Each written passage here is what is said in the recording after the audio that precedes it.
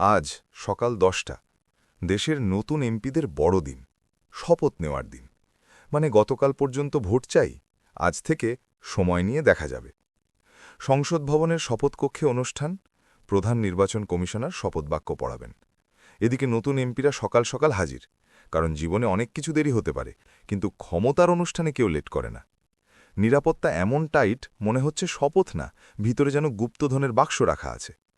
বেসরকারি ফলাফলে দেখা গেছে ২৯৭ আসনের খেলায় বিএনপি নিয়েছে ২০৯, জামায়াত ৬৮, এনসিপি ৬ আর স্বাতন্ত্ররা ৭। মানে সংসদ বসলে বিতর্কের অভাব হবে না, মাইকের ভলিউমও কমবে না। রেওয়াজ অনুযায়ী সংখ্যাগরিষ্ঠ দল আগে শপথ নেয়, তাই সকাল 10টায় বিএনপি সদস্যদের দিয়ে শুরু। সবাই হাত তুলে বলবেন, দেশের সেবা করবেন, দায়িত্ব পালন করবেন।